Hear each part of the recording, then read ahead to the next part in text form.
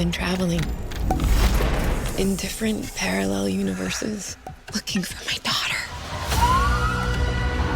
Looking for a world where she wasn't kidnapped and murdered. She's been dead in all of them. Wow, it's been a minute. How are you doing, guys? We're doing great. How you Nice to doing? see you again. Yeah. No, I'm really good. It's great to see you in a. It's almost like a parallel universe since last time we spoke, because all kinds of crazy things have gone down since last time. No, Yeah, that's true, isn't it? so listen. First of all, congratulations on the movie. It's fantastic. I love it to bits, man. Well, I mean, Thank you very much. when I go into these movies, I go and really kind of hoping when we talk about, I mean, when I talk about like time travel, well, this isn't time travel specifically, or parallel universes. I always go into these kind of movies praying that it's going to work, because it's so difficult to make it work, because it is so difficult to create this kind of thing that's believable and also not full of plot holes. And wow, you nailed it. I loved it. It's great. So so Thanks so congratulations much. on that, first of all. Yeah, it's always it's a challenge going into them. Yeah, from the writing end too. You're like, oh man, I really hope we don't blow it.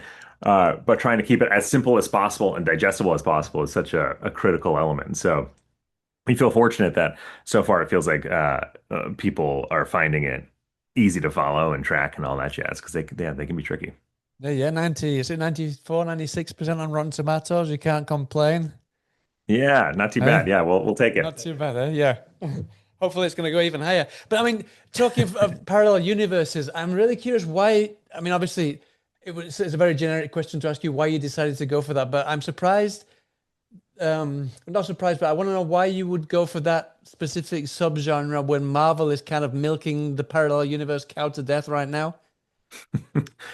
You know, it really started about 10 years ago when we started talking about wanting to do a multiverse story, because it was something that hadn't been exposed. We're like, oh, this will be great. No one's really doing multiverse stories. We'll do our own. This is going to be neat. And then, of course, it got done to death. And we're like, oh, boy, are people going to, throw us out of the room once they hear it's a multiverse movie? So the good fortune of it is that even though we've seen so much multiverse these days, audiences are now so well versed in it. So there used to be a whole monologue describing what the multiverse even was and how it operated. And then we got to strip all that out of there. And I think that's one of the joys I have watching the movie, is that in the first 15 minutes of the movie, you don't know exactly what you're watching. You're figuring it out, and you have all of the tools to figure it out because everyone is so well versed in the genre now. So that was a real piece of good fortune. But at the same time, because we are so well versed in it, they're going to try and pick you out as soon as they spot anything. So you've got to be really, really meticulous and fastidious at the same time, no? Yeah, No, I think I that's think it's true. come true. Yeah. And I think, I mean, the lucky thing about this one too is that I actually think the multiverse doesn't have to be overly complicated. I think you see some where kind of the there's a sky ton is of, kind of your limit, no? Yeah. yeah. I mean, as long as you're just moving right to the next one, I feel like you can make it as complicated as you want. And but that was our hope, was to just keep this as simple as possible and really just focus on these characters. Whereas when you do time travel, I mean, yeah, that's a tough pickle, because grandfather paradox will get you every time. Uh-huh. So I want to speak a little bit about kind of like the main hook about this specific take on the genre is the fact that it kind of approaches grief and revenge, where there are, like you said, there's no natural limits in a multiverse. So I'm quite curious why you decide to approach kind of grief and revenge in this kind of vicious cycle, if you will. I think one of the things we were trying to do, we're talking a lot about how we all actually experience revenge. And I think oftentimes we don't enact revenge ourselves, but we've all been wronged, and you've all had the daydream of getting even. And I wish I said this thing. I wish I did that thing. And I don't know about you, but for me, I'll think about that in the shower, and then I'm thinking about it on my ride to work. And you're going over this loop of, I wish I did this or that. And you have to let go. Otherwise, it will poison you. It will destroy you. Yeah. And Irene has this ability to manifest that revenge and do it over and over again, the way we daydream about. And we see it destroy her. And so it just felt like this kind of perfect vehicle to talk about the insidiousness of revenge. In a lot of ways, this is a morality tale about the perils of revenge. And And I think what makes me so happy with this idea is that it's I think anybody watching thinks, if I had access to a machine like this and somebody did this to my child, I'd do the same thing. Even as you see her destroy herself, you kind of can't imagine doing anything else, right? And so I think it kind of works in that way where it kind of pulls you in, but also shows you the destructive nature of it all. Absolutely, yeah. I mean, it's kind of killing the same. I don't. It's not. I don't think it's giving away. I think it's in the plot synopsis that she kills this person over and over again, no, in this compulsive loop. I'm quite curious if kind of Irene's actions, you kind of. I mean, you said there that it was kind of her unraveling or spiraling out of control. But did you approach it specifically that way, or was it more kind of either a cathartic iteration, a kind of a psychological support system, if you will, for her, or did you see it more as kind of this descent into metaphysical madness, if you will? How did you approach that kind of vicious cycle? In a lot of ways, it was born from, we love revenge movies, right? So it's like, you can make there's been 1,000 Death Wish knockoffs ever since Death Wish came out, and they're all so much fun, and we love those movies, and they can be so cathartic.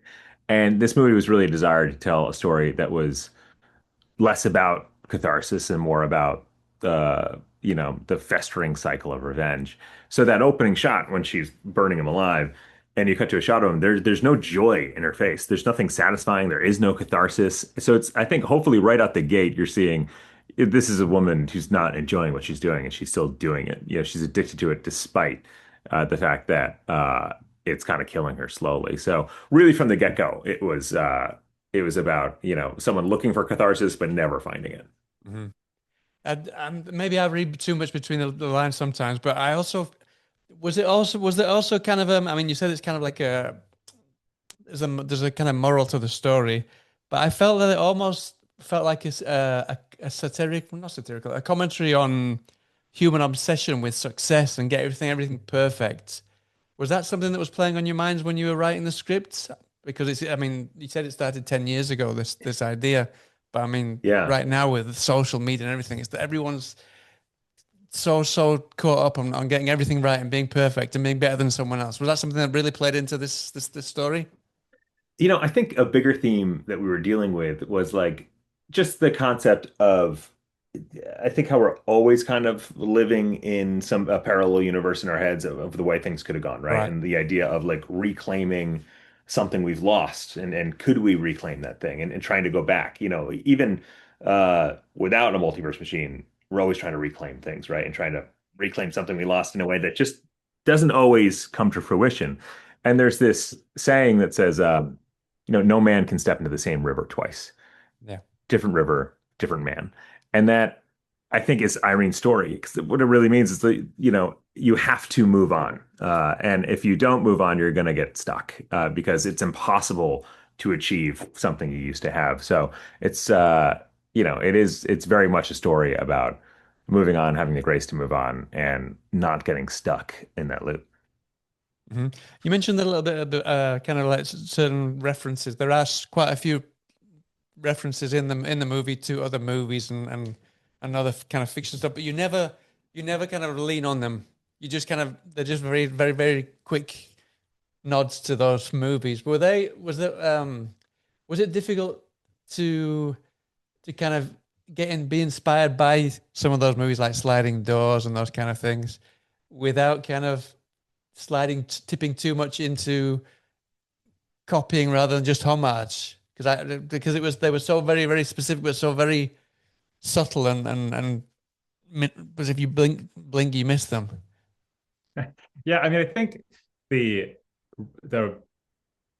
movies that inspired us the most were it's really, honestly, Terminator and Blue Ruin were two that we were thinking about a lot. Mm-hmm. Great revenge flick, great sci-fi flick. The nice thing is that because this wasn't time travel, you couldn't do the same exact beats, right? So that was super helpful. But I don't think, shamefully, I don't think we were worried about it at all. I think we were happy to make as many copycat moments as we possibly could.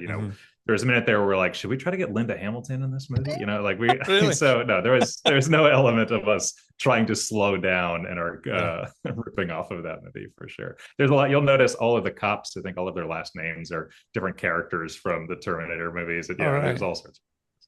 And honestly, the thing about shooting in Los Angeles, what's so cool about it, is that everywhere you're shooting has so much film history attached to it. So, we're also ripping off movies just in locations. So, like, Drive is a great revenge movie, and we shot in the same hotel where Christina Hendricks' head gets blown off. So we're like, we're gonna film right here where they shot Drive, and then I remember talking to the guy there, and he showed us that he had Christine from John Carpenter's Christine just in the garage in the back, and we got to sit in Christine. And we shot in the same roads that we shot. That they shot Duel. So the tunnel where she blasts out with her pickup truck is the same tunnel from Duel. So it's, there's so many references to classic movies that we really enjoy. And it was really fun getting to, really stick our toe in each one of them. Oh, no, brilliant. Something that was very, very different was the actual kind of the device that is used to travel. That didn't remind me of anything at all. I'm quite curious. I mean, it was like a futuristic coffin shaped thing. I don't know where did the idea come from, but yeah, what inspired that? We're obsessed with science fiction that looks beat up, used, breaking down. The kind of machinery. It's what's so great about Star Wars. You watch Star Wars movies, you're like, oh, the Millennium Falcon never works, and that's what makes it great. And so that was a big piece of it, was let's make it mechanical and try to do something different. And so the way we described it in the script was somewhere between a refrigerator and a coffin. And it was always attached to this hand cart, because you're okay, this is how she's getting this thing around.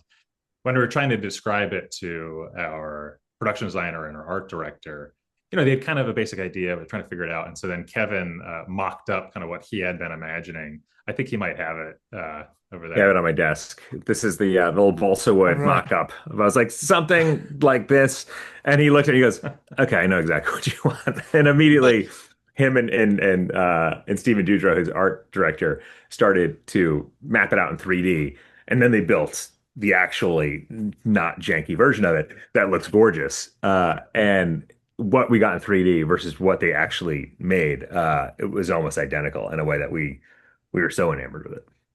Oh, brilliant. And then also, we can't not mention Mia enters the story. It's like this young girl that we see in the story, and the emotional balance in the whole story completely shifts there.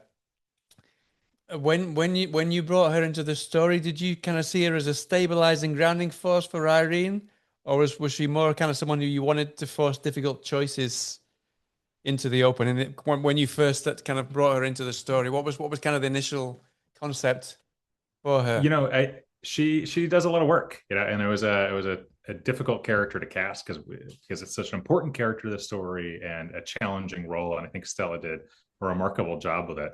But what she does, it's kind of similar to what Jim Cummings' character of Jonathan does, right? The first 15 minutes, you just see this battle axe of a woman who is broken inside and brutal. And then you need to see her humanity. And so when she's with Jonathan, you get this softer side and you think, oh, maybe she's not completely lost yet, was our hope.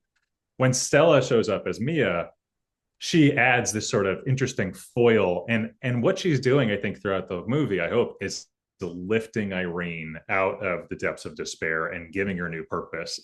And she's doing it in sort of a counterintuitive way where she's being a teenager who's kind of giving her the business. And it's so often there'd be these scenes where you'd have them together and Irene would be frustrated. And, we've been talking to Michaela about the role in that moment. And we're like, she's being like one of your kids right now. And you're annoyed with her in the way you're annoyed with your kids.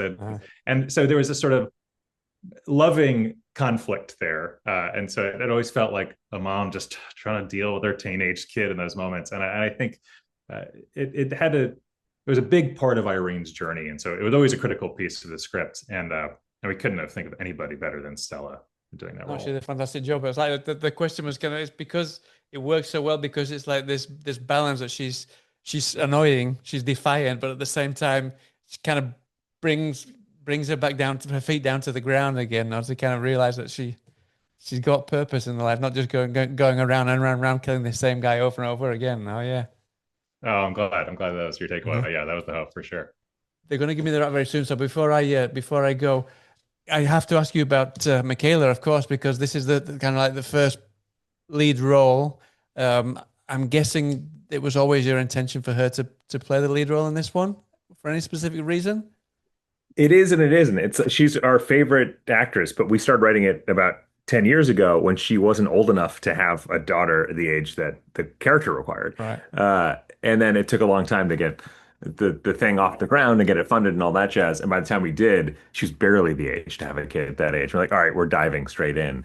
And I think we told her at the time, we're like, we might age you up. What about dyeing your hair gray? And she said, how dare you? And we said, okay, we're not dyeing your hair. Don't worry about it. It's not going to happen. But yeah, so it was a lovely accident that it took so long. So then we got an opportunity to film with Michaela because that's the dream, right? You made movies since we were kids, and now we get to do it professionally. And we were pinching ourselves constantly on set for getting to do this all together. Brilliant. Well, listen, we're out of time. I could speak for hours. It's a fantastic movie. Thank you so much for your time. Thanks so much for a great movie. And I hope to speak to you again sooner than 5 years from now. Yeah. The next one, hopefully sooner. I hope so. All the very best with the release, great guys. Seeing you. Great to see you. Have a good day. See you later. Cheers then. He's taken everything from me.